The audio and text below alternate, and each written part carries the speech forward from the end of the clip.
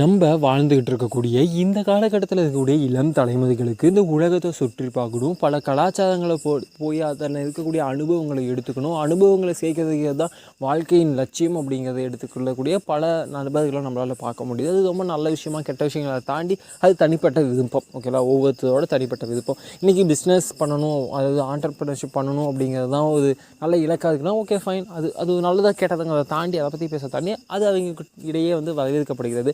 தொழில்நுட்பங்கள் அதிகமாக வரவேற்கப்படுகிறது. தொழில்நுட்பத்துக்கு ஏற்ற மாதிரி நம்மளை மாற்றிக்கணும் அப்படிங்கிறத அந்த ஒரு அது நல்ல விஷயம்தான். ஏன்னா நாம் தொழில்நுட்பத்தை அடாப்ட் பண்ணிக்கலன்னா அப்புறம் நம்ம தாண்டி அது வளர்ந்துட்டு போய்ட்டோம். ஸோ அது நம்ம அடாப்ட் பண்ணி தான் ஆகணும். அப்படிங்கிற பட்சத்தில் என்னோடய நண்பர் ஒருத்தவங்க நான் ரொம்ப நாள் நண்பர், நானும் அவனும் ரீசெண்டாக ஒரு 2 மணி நேரம் ட்ராவல் பண்ணக்கூடிய ஒரு டிஸ்டன்ஸில் இருக்கக்கூடிய ஒரு பகுதிக்கு ஒரு சின்ன வேலையாக 2 பேர் சேர்ந்து போகிறோம். ரொம்ப நாள் கழிச்சு போயிட்டு அந்த வேலையை முடிச்சுட்டு அதன் பக்கத்துலேயே ஒரு பக்கத்து ஏரியாவில் இருக்கக்கூடிய நான் அதிகமாக ஃபெமிலியரான ஒரு கடைன்னு வச்சுக்கோங்களேன், அங்கே போயிட்டு நான் எப்போயுமே புக்ஸ் வாங்குவேன்.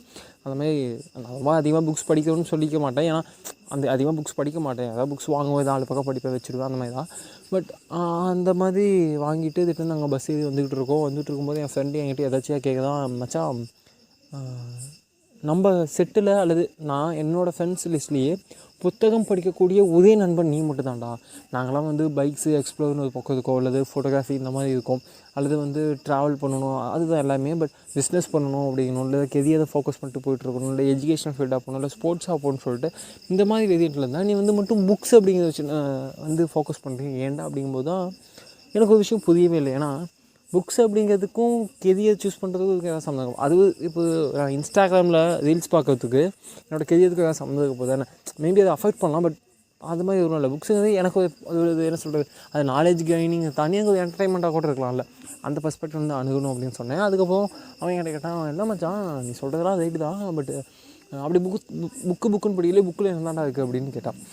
ஏன்னா என்ன புத்தகத்தின் மேலே வச்சுக்கக்கூடிய ஒரு அபிப்பிராயம் என்னென்னா, இப்போது புத்தகம் என்பது அது எதை சார்ந்த புத்தகமாக இருந்தாலும் 3 விஷயங்கள் டிபெண்ட் பண்ணியிருக்கும், 3 பகுதிகளாக இருக்கும். ஒன்று கதை, அது என்ன பேசுது அப்படிங்கிறது. 2வது கதைக்களம். 3வது அது சொல்லக்கூடிய கருத்தியல். இது 3ம் சேர்ந்தது தான் புத்தகம்.